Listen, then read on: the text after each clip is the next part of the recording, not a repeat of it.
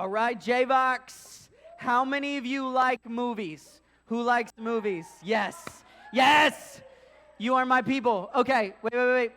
How many of you would say that movies are too long? Okay. Listen, look at me. They are not too long. Daniel's looking to fight you. That's what's happening. He's looking, our leader is here, because here's the deal.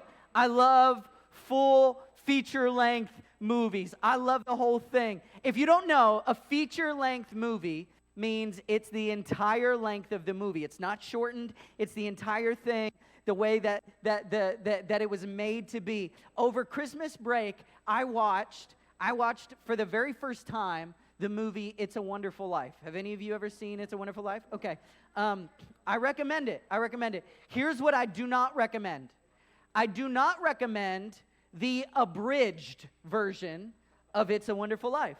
Now, if you don't know the difference, feature length means the entire movie. Abridged means they shortened it. And the shortened version of It's a Wonderful Life is the most terrible thing you will ever watch. It's choppy. It makes no sense. We watched the movie and we were like, this is the worst movie that's ever been made. Why did they make this? And then we realized, oh, it's literally 40 minutes shorter than the movie's supposed to be. It was terrible. No. The movie needed the whole time to tell the story. And that's why I love movies. I love movies because they take their time to tell an amazing story. But I'll be honest, there are definitely moments where I've had too much movie. Okay, now this is not. This is a kind of a wild example, but I really love movies by a director named Wes Anderson. I really like his movies. Now they're really weird. They're really artsy. They're really like strange, but I like them. And one year, my wife got me 4 of his movies for my birthday. And I was like, this is amazing. And so I did what I think all of you would do in that scenario. That very first night, I watched one of the movies. I was excited. I was like, yes, let's watch it. We're going to watch it right now. So we watched it that night. And then the next one, I had like a couple of my friends, and I was like, guys, you got to come watch this movie with me. I've never seen it. We're going to watch it. And so like a week later, we watched the next one, and I was like, this is really fun. This is really cool. And then like 2 months later, I watched the next movie, and I was like, oh, this is really good. This is really good. And then the last movie took me something like 6 years.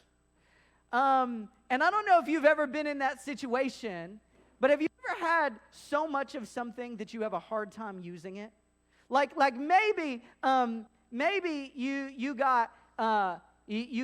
gotten so many games in your room or on your hard drive that you can't play them all. You have to delete games because you don't have room anymore. Or maybe you've had that moment where you're trying to put toys away, and you were like, I have no space for any of these. I can't put these anywhere. I don't know what to do with them. Or maybe I think food is a real one. Have you ever been staring lovingly, affectionately, passionately toward a plate of pizza, knowing full well that you are full, but lying to yourself and saying, I could do 2 more slices? Have you ever been there? Okay. Yeah, I think we've all been in that moment over Christmas. Over Christmas, my youngest son decided to try a new dessert. Now, he had eaten very well all break. He had eaten quite well. But there was one night that he saw fudge for the very first time. If you are unfamiliar, fudge is pure calorie-dense sugar. I mean, it is like you could eat like a little bite and be like, oh my goodness, I'm full, right? That's all you need. And Nolan saw the largest block of fudge that was cut, and he grabbed it. I kid you not, it was like this big, okay? It was a massive block of fudge that he grabbed, and he ran away. And he was like Gollum in Lord of the Rings. He was in his own like his own world. Literally at one point, his cousin was trying to get his attention, was like, Nolan. And Nolan's just, he closes his eyes and keeps his eyes closed while he's eating, right? Like he just went into his own world and he ate that entire piece of fudge and threw up that night. Okay, so now here's the deal. If you've ever had so much of something that you can't use it anymore, right? Oh man, that's a tough place to be. And quite often, the reason that happens is because you and I sometimes have a hard time of knowing when enough is enough. Do you agree with that? Like there's a reason there's a reason that happens to us often. There's a reason that it happens every single Thanksgiving, where every single Thanksgiving you keep eating more, and then you go, oh my goodness, or John just said Halloween, right? Where you get all the candy and you're like, I could eat more candy. I could eat more. I could do more. Right? And you just feel that kind of sick. Now, it's hard for us to know when enough is enough. We always think we want more, even of stuff that we need. Like we're the kind of a family that has that we buy the giant toilet paper roll, right? Not roll, but like the giant pack of toilet paper. You know what I mean, right? Because here's the deal: you're gonna need it, but the giant pack is giant. It's a lot. We're going to use it, but it's a lot. It's hard to know how big. If they made an 800 pack of toilet paper, I would probably buy it. I know it's a lot, but I would buy it. It's hard for us sometimes to know when enough is enough, even of things that we need. But let me tell you something. There is something that you absolutely say absolutely need in your life. And it's going to be the focus of our entire series. It's something called faith. Now, what's interesting is faith is something that you absolutely need. And let me prove it to you. Hebrews 11 verse 6 says this: it is impossible to please God without faith. Without faith, you can't please God. Without faith, you can't, you are limited. Without faith, you can't please God. We need faith. Faith is absolutely something that you need. So before we go any further, I want us to take some time in our tag groups, answer a couple questions, and then we'll be back.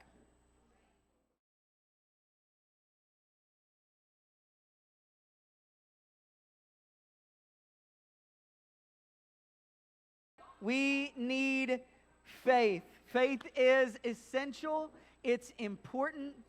And the book of Hebrews 10 and 11 and 12 talk a lot about faith. And the rest of this series, we're actually going to be talking about that in Hebrews 12. But today I wanted to share a little bit with you some more about faith. Hebrews 10 verse 38 says this.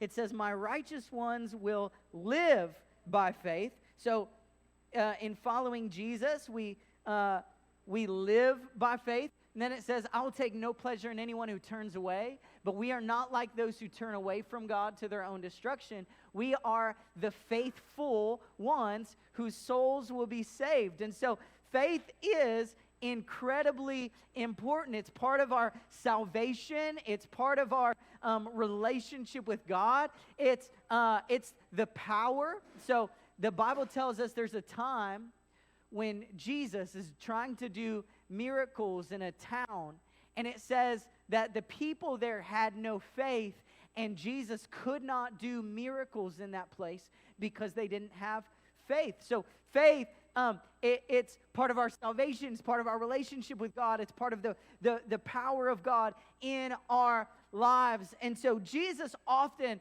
talked about faith.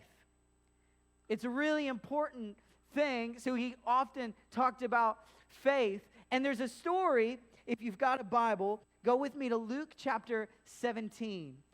I want to tell you a little story there. It's a popular story about faith that Jesus told. Wow, guys, falling apart up here. This is a story that happened with Jesus with his disciples. Now, here's what I love. The disciples are really normal people. They're really, really normal people. They're like us. Have you ever had that moment where you tried to impress somebody? I definitely have. I've tried to impress people before, and I imagine if I was hanging out with Jesus, I would always try to impress him, because Jesus is really incredible, and I would want Jesus to think I'm incredible too. And so the apostles are trying to impress Jesus. Like, there were moments where I would try to like say something that sounded smart to impress people and be like, ooh, Josh is smart. Have you ever tried to do that? Like on the first day of school, you try to ask a question, your teacher's like, yes, young man, yes, young lady, and you're like, what is the square root of 72? And your teacher's like, wow, you're a genius, right? Because no one else is asking. Yeah, have you ever tried to impress somebody like that?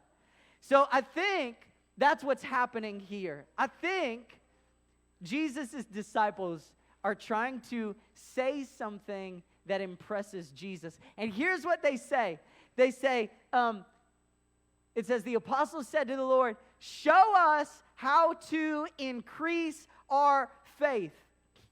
Now, they know that they need faith. They know that faith is important. And so they're like, hey, Jesus, we want more faith. Can you show us how to get more faith? Can you show us how to increase our faith? And Jesus says something that I don't think they were expecting. I mean, I think if I were to ask you, hey, how do you increase your faith? How do you get more faith? Immediately our mind, when we think of more, we think of increase, we think of bigger, we think of better, we think of larger, we think of exponential, we think of more.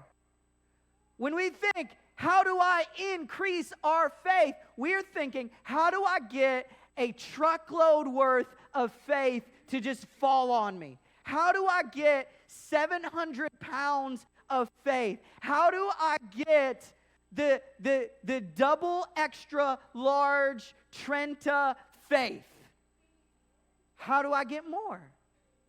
And here's what's interesting. Instead of bigger and more, Jesus goes with less and small and tiny. Jesus says, if you had faith even as small as a mustard seed. Now, I've got a picture there. I'm holding one in my hand. Mr. Gavin, I'm going to hold this super still.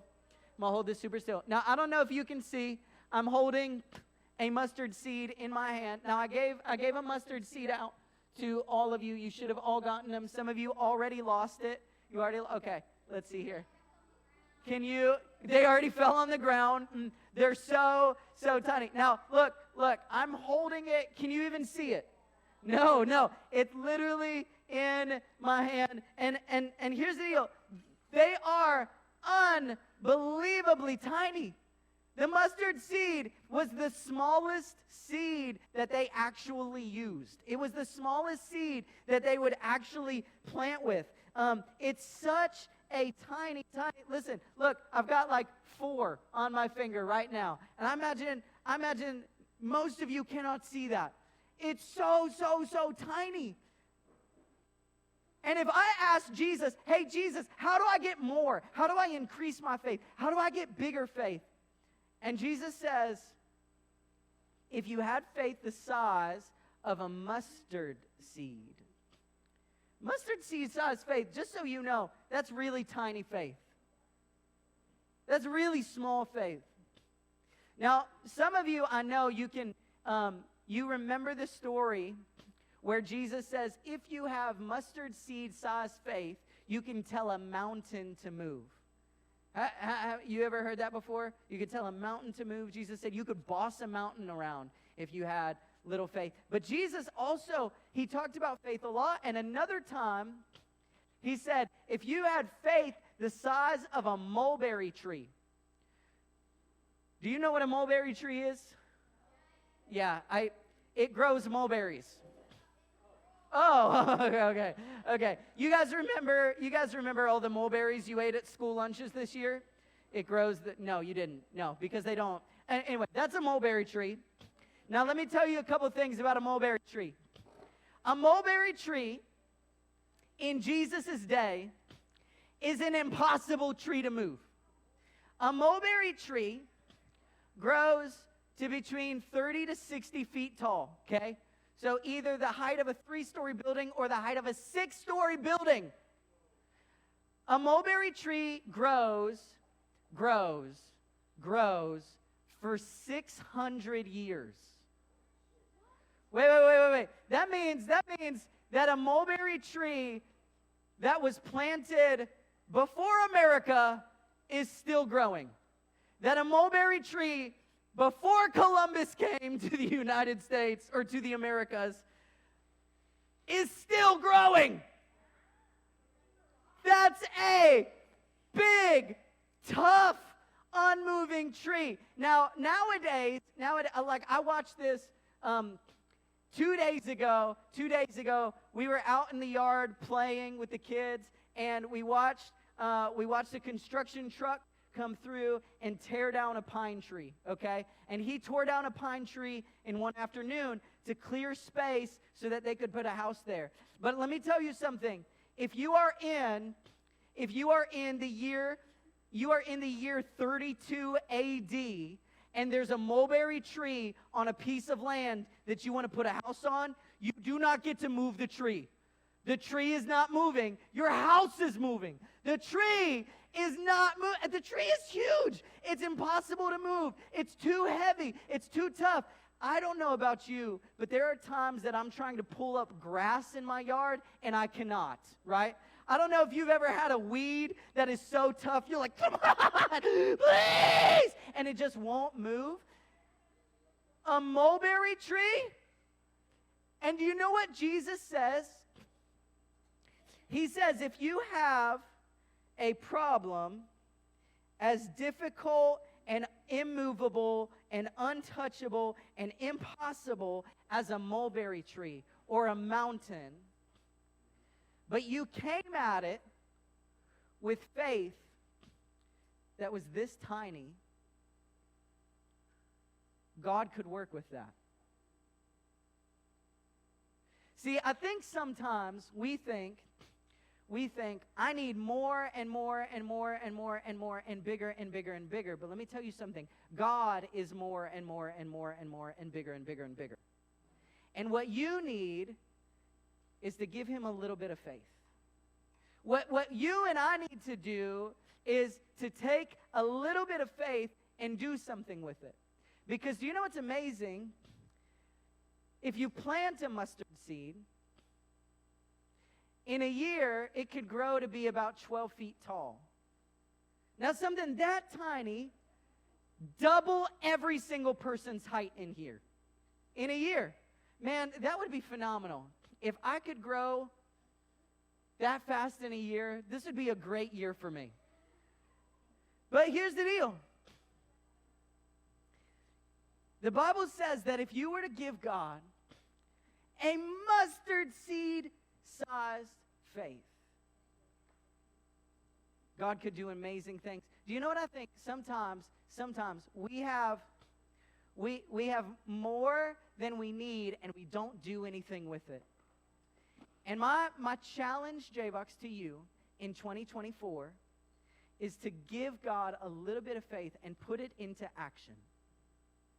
Because here's the thing, a seed that is held on to doesn't produce anything, right? Like if you have a seed and you hold that seed forever, it won't produce anything.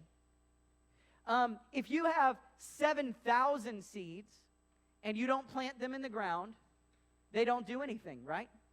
They just sit there. But if you take one seed and plant it, it can grow into something amazing. And this year, as we start off 2024, I want to encourage you and challenge you to do something, to think about, to meditate on, to ask God for. God, would you take a little bit of faith, let me use it, and would you watch it grow? Like, could we just take a little bit of faith and give it to God and watch him do amazing things with it?